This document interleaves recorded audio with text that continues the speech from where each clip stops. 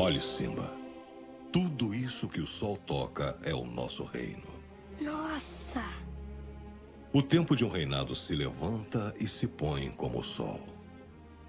Um dia, Simba, o sol vai se pôr com o meu tempo aqui e vai se levantar com o seu como um novo rei. Tudo isso será meu? Tudo isso. Tudo isso que o sol toca. E aquele lugar escuro lá?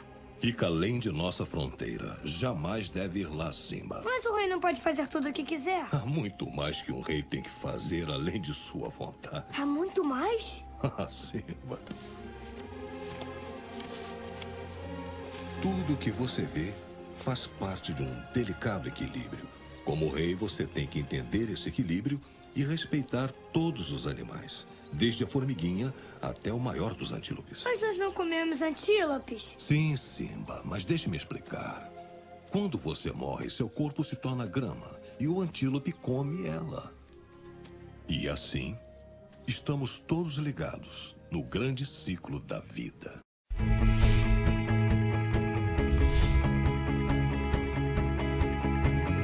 Olá, saudações ecológicas. Eu sou o Vinícius X, biólogo, e vou acompanhar você nessa série de 9 episódios sobre educação ambiental. Mas por que falar de meio ambiente? Por que isso é importante? Primeiro, por uma questão de sobrevivência. Já imaginou o mundo sem ar ou sem água? E depois, porque é possível economizar e ainda ganhar em qualidade de vida com pequenas mudanças de atitude. É sobre isso que nós vamos falar. Vamos lá?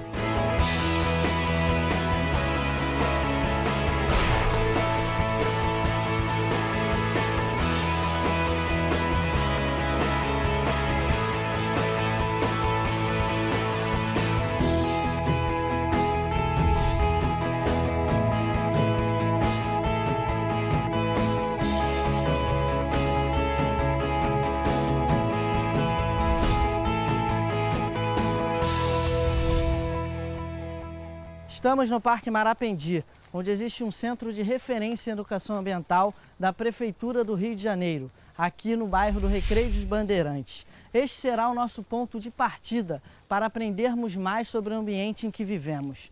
No nosso primeiro programa, vamos conhecer o ecossistema, que é o conjunto formado pelos seres vivos, plantas, animais, fungos e bactérias, que sofrem a influência dos fatores físicos e químicos, como a água, o solo, a temperatura, entre outros. O que determina a qualidade de um ecossistema é o equilíbrio entre os seus elementos. Quando se perde a relação harmônica entre os seres vivos e o ambiente que o cerca, todo o ecossistema sofre as consequências. É por esse motivo que muitos ecossistemas estão desaparecendo ao longo do planeta. Uma pequena alteração nos fatores físicos, como a temperatura, a qualidade da água ou a poluição, são capazes de ameaçar os seres vivos e comprometer toda a cadeia alimentar. Os impactos ambientais causados pelo ser humano, como a poluição, o desmatamento, as queimadas, o tráfico de animais silvestres, são as principais ameaças aos ecossistemas do planeta.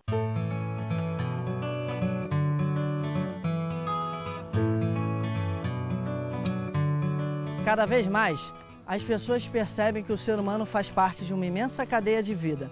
E quando ameaçamos a cadeia, estamos ameaçando a nós mesmos. Em todas as relações ecológicas, sempre existem espécies mais resistentes e espécies mais sensíveis às alterações do meio. Alguns casos são os próprios seres vivos que causam um desequilíbrio ecológico. Vamos ver um exemplo?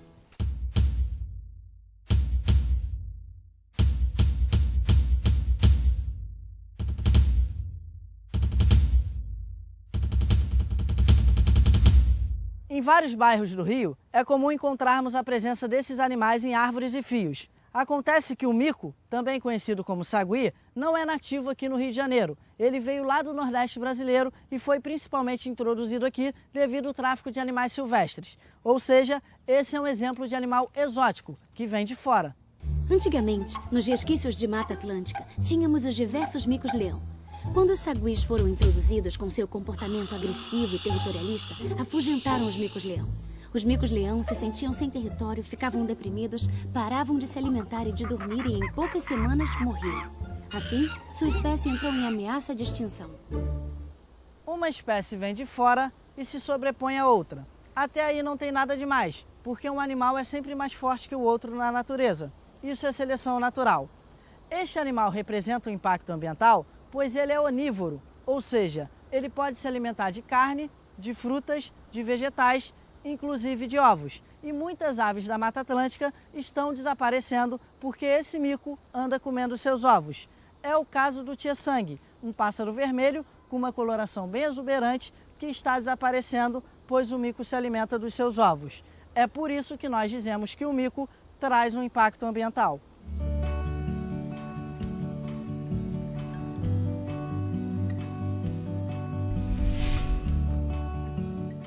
Sempre que existe um animal que transmite doença ao ser humano ou traz um impacto ambiental e não temos controle dessa população, chamamos esse animal de praga. São exemplos de pragas as baratas, os pombos e os ratos. Aqui no Rio de Janeiro, o mico-sagui já pode ser considerado uma praga, pois sua população vem crescendo muito nos últimos anos e eles podem nos transmitir doenças. Antigamente, as famílias saguis tinham 1 ou 2 crias por ano, até que as pessoas começaram a alimentar esse animal. Como ele é muito carismático e não teme a presença do ser humano, é possível entregar em suas mãos frutas, biscoitos, qualquer outro tipo de comida. Essa disponibilidade de alimentos tem feito com que as famílias tenham 6, 7 até 8 crias em apenas um ano, deixando as famílias enormes. Toda vez que uma espécie exótica aumenta sua população, aumenta também o risco de extinção de uma espécie nativa, como o biguá, o tia-sangue e o mico-leão-dourado. Outro exemplo clássico da ação do homem na natureza é quando tentamos controlar algum tipo de praga. Você já deve ter ouvido falar do fumacê, tão utilizado no verão para combater o mosquito da dengue. O grande problema é que o fumacê só pode ser utilizado de forma controlada e em locais que não prejudiquem o meio ambiente, pois o seu uso pode acabar levando à morte sapos, pássaros, borboletas e assim prejudicando o equilíbrio ecológico.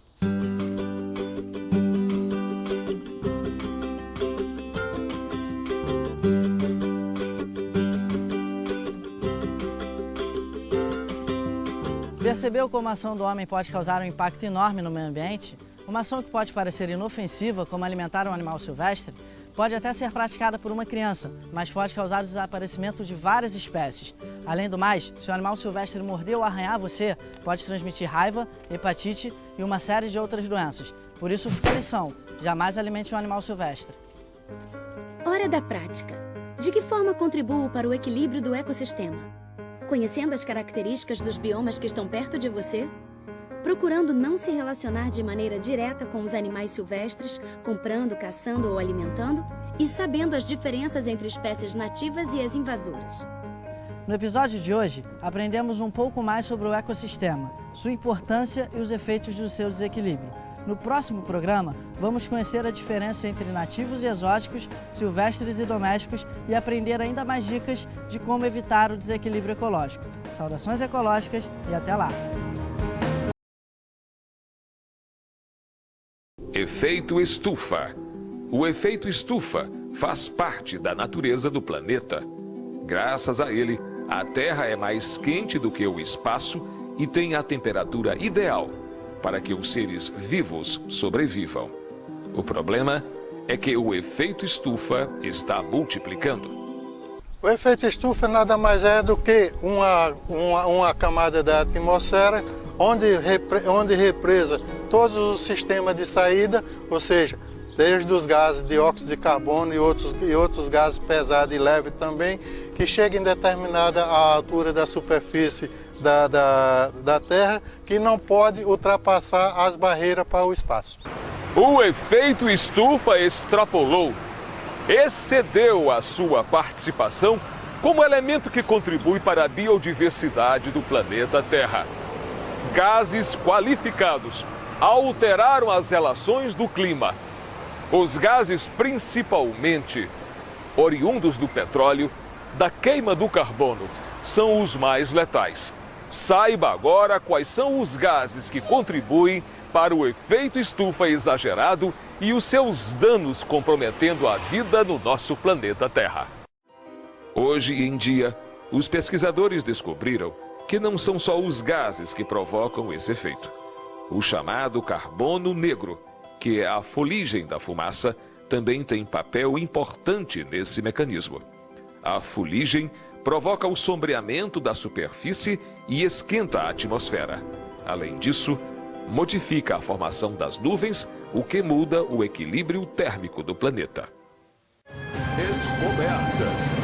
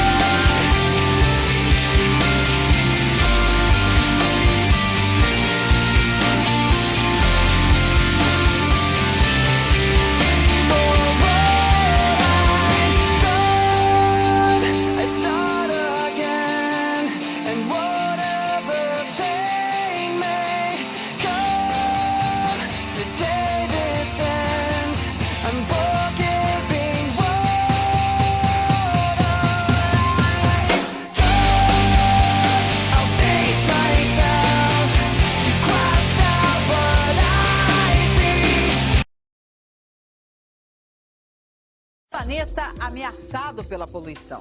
Bem aqui entre o litoral da Califórnia e o Havaí, uma enorme área ganhou um triste apelido, o lixão do Pacífico.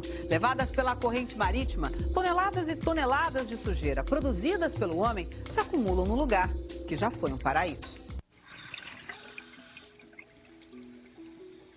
Um oceano de plástico, uma sopa intragável de tamanho incerto, a aproximadamente 1.600 quilômetros da costa, entre a Califórnia e o Havaí.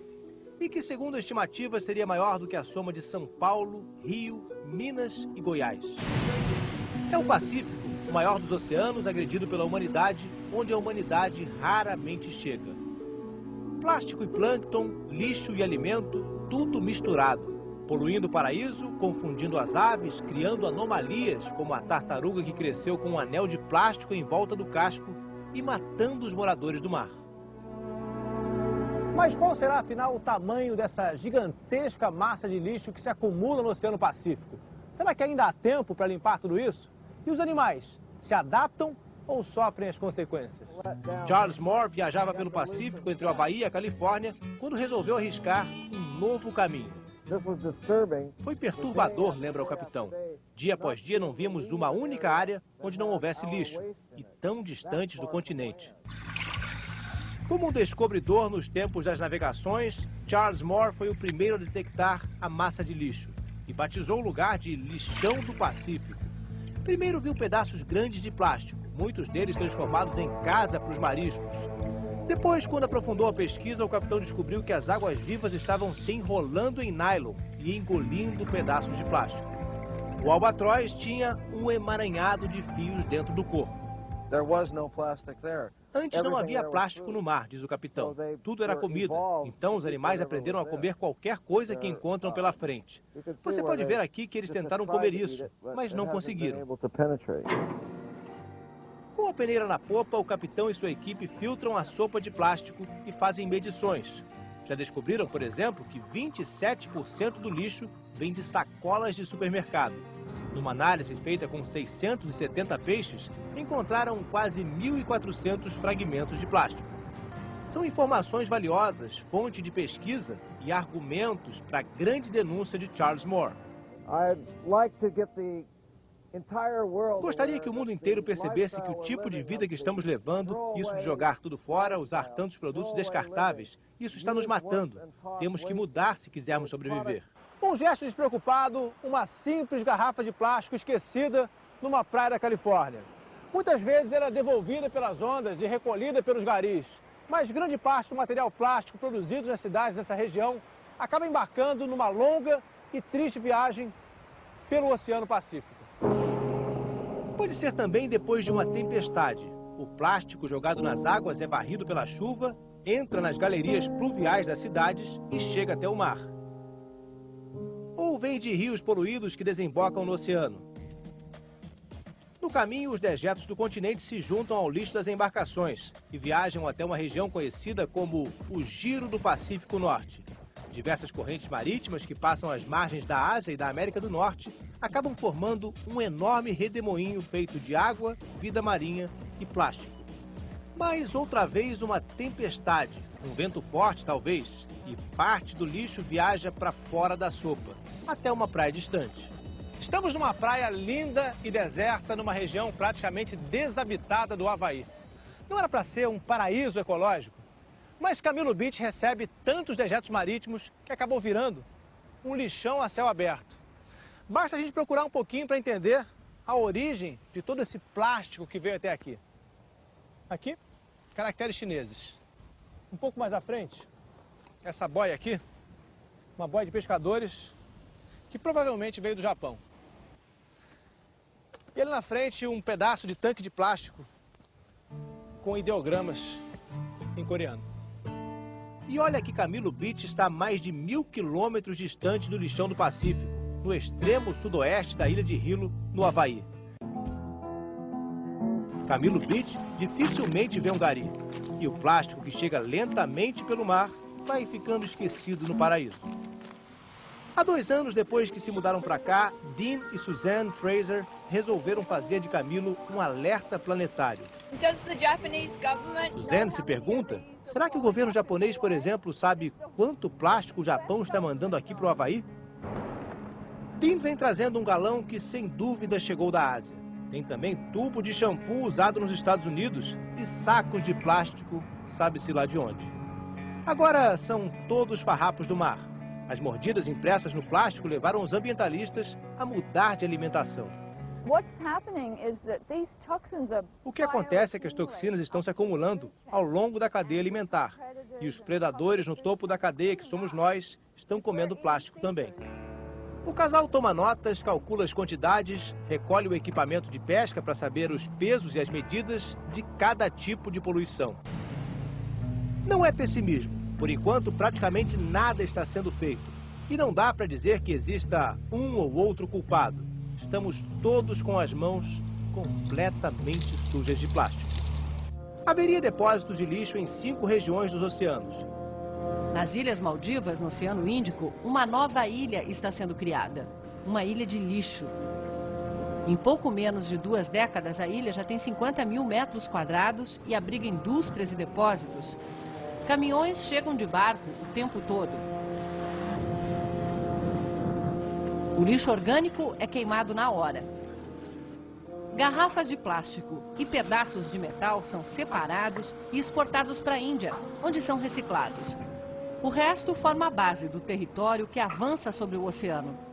Os nativos aqui das Maldivas se recusam a fazer esse tipo de trabalho. Eles ganham mais se passarem o dia inteiro na praia só pescando. Por isso, os trabalhadores aqui do lixão são 150 imigrantes de Bangladesh, que aceitam trabalhar ganhando o equivalente a 60 a 100 dólares por mês. A maior parte do lixo vem da capital, Malé, que concentra 100 mil habitantes, 1/3 da população do país. Mas os 10 mil turistas que visitam as ilhas por dia provocaram uma explosão na produção de lixo e a criação de Tilafushi, a ilha das Maldivas que ninguém quer visitar.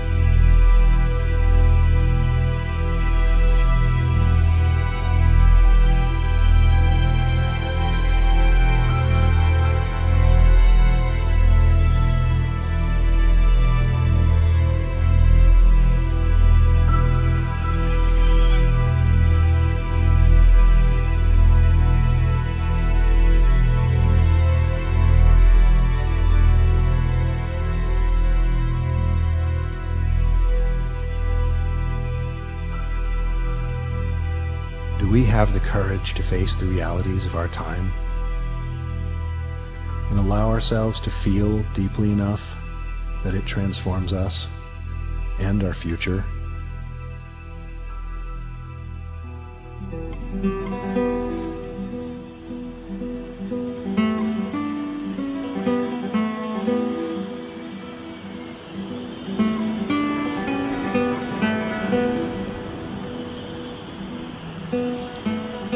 Come with me on a journey through the eye of beauty.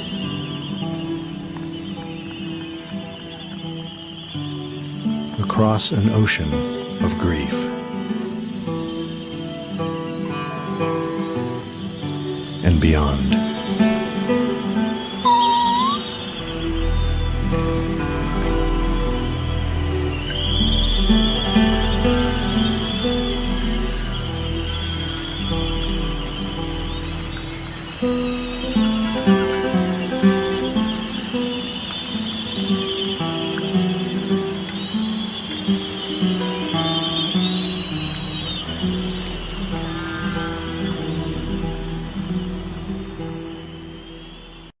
Um estudo americano revelou que a quantidade de lixo no espaço atingiu um nível limite perigoso. Olhando nos vídeos e nas fotos da NASA, a órbita da Terra parece um imenso espaço vazio.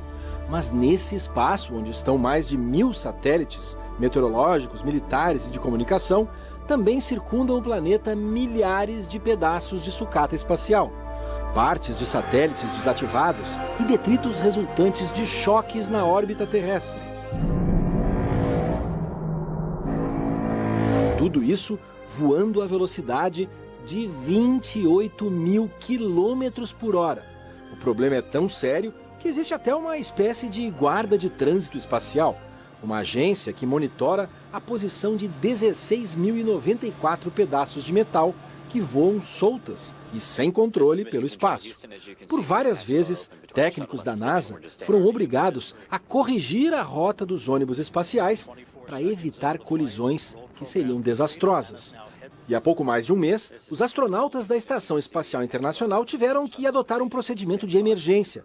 Eles entraram nas cápsulas de fuga por causa da proximidade de uma sucata espacial que passou a apenas 250 metros deles. Além de ameaçar os astronautas, o volume de lixo que vaga lá em cima na órbita terrestre ameaça também o negócio das telecomunicações, civis e militares. Um negócio que só no ano passado gerou 168 bilhões de dólares para os donos dos satélites. Um estudo do Conselho de Pesquisa Nacional dos Estados Unidos diz que a quantidade de lixo espacial chegou a um ponto crítico. É tanta sucata lá em cima que já há detritos suficientes para gerar uma reação quase interminável de colisões, que vão gerar ainda mais destroços. Pedaços bem menores que os originais, é claro, mas igualmente destrutivos e perigosos.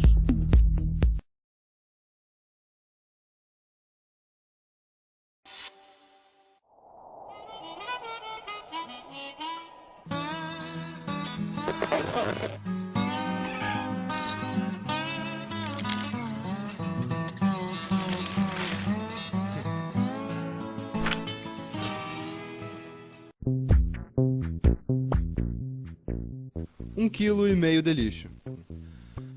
A produção cresce cada vez mais. 1,5 kg de lixo é a quantidade produzida por dia, em média, por um brasileiro. O valor varia de acordo com o país, a cultura e a classe social, mas muda principalmente de pessoa para pessoa. Sustentabilidade é sustentar-se. Você seria capaz de processar o seu próprio lixo?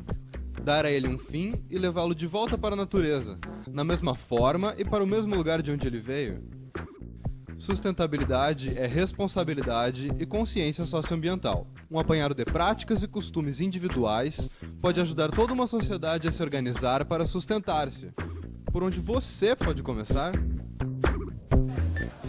Praticamente tudo o que consumimos gera lixo. É só ver. O chiclete tem embalagem, o pão vem com um pacote, tem até aqueles queijos que têm as fatias separadas por um plástico.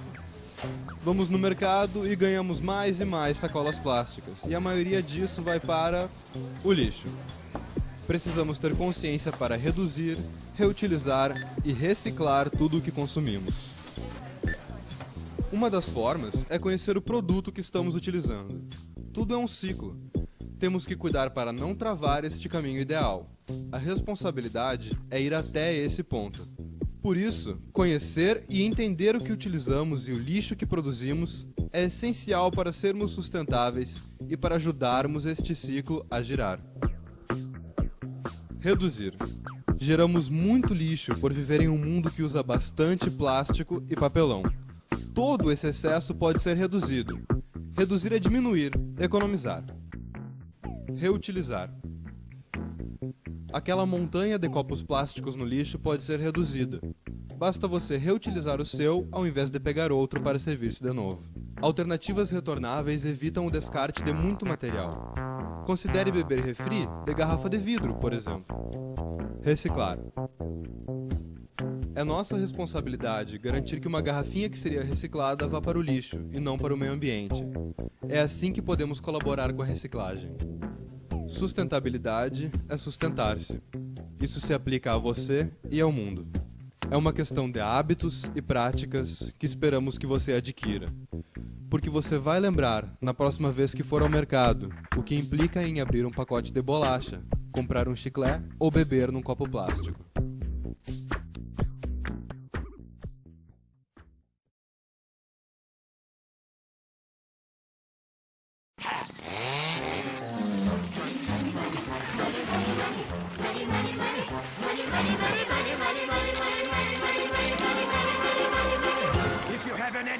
In the stove and you freeze in your winter and you curse to the wind at your fate when you haven't any shoes on your feet and your clothes in the sweater and you look 30 pounds overweight and you go to get a word of advice from the fat little pastor who will tell you to love evermore, but your hand against your back, rat-a-tat at the window.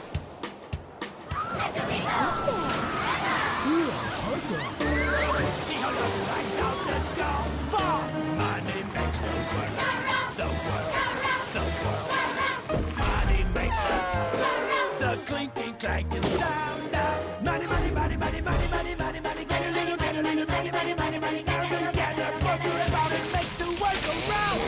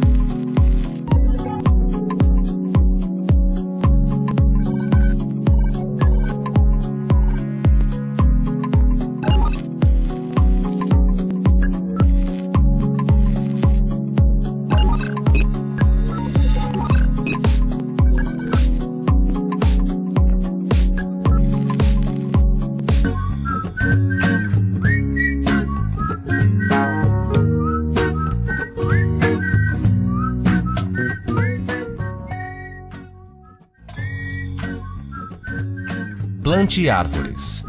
Uma árvore equivale a 4 aparelhos de ar-condicionado ligados 24 horas, refrescando a cidade. Pode se preparar para sair de casa de guarda-sol, pois a previsão é de que em 2030 nossas matas vão acabar.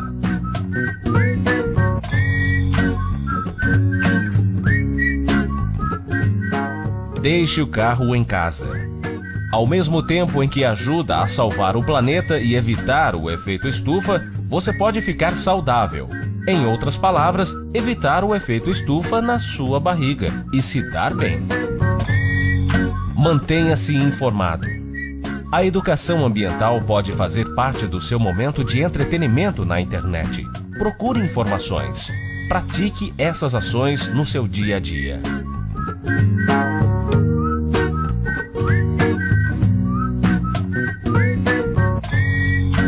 Recicle. Você consome o que seu organismo necessita e joga fora o que não é comestível. O meio ambiente não se alimenta das suas embalagens. Separe o lixo e deposite nos locais corretos.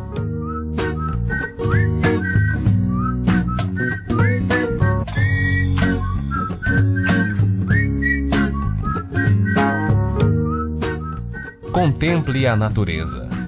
Ela nos mostra como o equilíbrio gera harmonia e beleza. Onde há equilíbrio, há justiça. Destruímos e matamos a natureza e a nós mesmos. A natureza é perfeita em todos os seus milhões de detalhes. Nos dá tudo o que é necessário para que nosso corpo se desenvolva de uma maneira saudável. Seja consciente.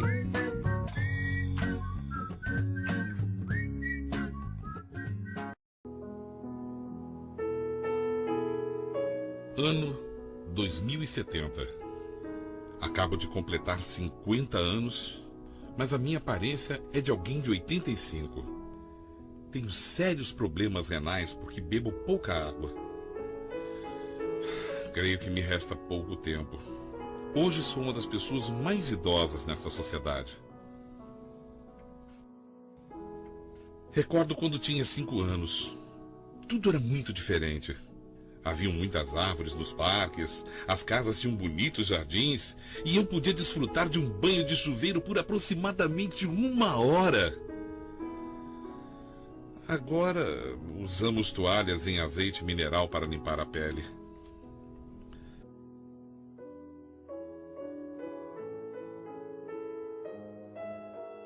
Antes, todas as mulheres mostravam suas formosas cabeleiras. Agora, raspamos a cabeça para mantê-la limpa sem água. Antes, meu pai lavava o carro com a água que saía de uma mangueira. Hoje, os meninos não acreditam que utilizávamos a água dessa forma. Recordo que havia muitos anúncios que diziam para cuidar da água, só que ninguém lhes dava atenção. Pensávamos que a água jamais poderia terminar. Agora todos os rios, barragens, lagoas e mantos aquíferos estão irreversivelmente contaminados ou esgotados. Imensos desertos constituem a paisagem que nos rodeia por todos os lados. As infecções gastrointestinais, enfermidades da pele e das vias urinárias são as principais causas de morte. A indústria está paralisada e o desemprego é dramático. As fábricas dessalinizadoras são a principal fonte de emprego e pagam os empregados com água potável em vez de salário. Os assaltos por um bujão de água são comuns nas ruas desertas. A comida é 80% sintética.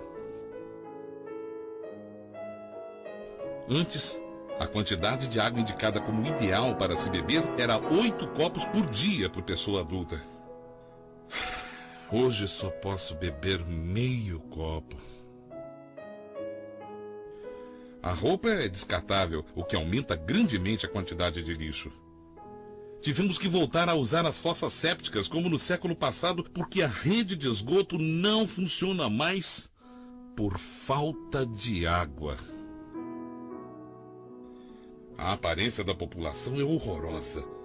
Corpos desfalecidos, enrugados pela desidratação, cheios de chagas nas peles pelos raios ultravioletas que já não têm a capa de ozônio que os filtrava na atmosfera. Com o ressecamento da pele, uma jovem de 20 anos parece ter 40. Os cientistas investigam, mas não há solução possível. Não se pode fabricar água. O oxigênio também está degradado por falta de árvores, o que diminuiu o coeficiente intelectual das novas gerações. Alterou-se a morfologia dos espermatozoides de muitos indivíduos. Como consequência, há muitas crianças com insuficiências, mutações e deformações. O governo até nos cobra pelo ar que respiramos. 137 metros cúbicos por dia por habitante adulto. Quem não pode pagar é retirado das zonas ventiladas, que estão dotadas de gigantescos pulmões mecânicos que funcionam com energia solar. Não são de boa qualidade, mas se pode respirar. A idade média é de 35 anos. Em alguns países restam manchas de vegetação com o seu respectivo rio, que é fortemente vigiado pelo exército. A água tornou-se um tesouro muito cobiçado, mais do que o ouro ou os diamantes. Aqui não há árvores, porque quase nunca chove. E quando chega a ocorrer uma precipitação, é de chuva ácida. As estações do ano foram severamente transformadas pelas provas atômicas e pela poluição da indústria do século XX. Advertiam que era preciso cuidar do meio ambiente, mas ninguém fez caso. Quando a minha filha me pede que lhe fale de quando era jovem, descrevo o quão bonito eram os bosques. Lhe falo da chuva, das flores, do agradável que era tomar um banho e poder pescar nos rios e barragens, beber toda a água que quisesse. O quanto nós éramos saudáveis. Ela pergunta-me: papai, por que a água acabou? Então eu sinto um nó na garganta. Não posso deixar de me sentir culpado porque pertenço à geração que acabou de destruir o meio ambiente sem prestar atenção a tantos avisos. Agora, nossos filhos pagam um preço alto. Sinceramente, creio que a vida na Terra já não será possível dentro de muito pouco tempo, porque a destruição do meio ambiente chegou a um ponto irreversível. Como gostaria de voltar atrás e fazer com que toda a humanidade compreenda isto, enquanto ainda é possível fazer algo para salvar o nosso planeta Terra.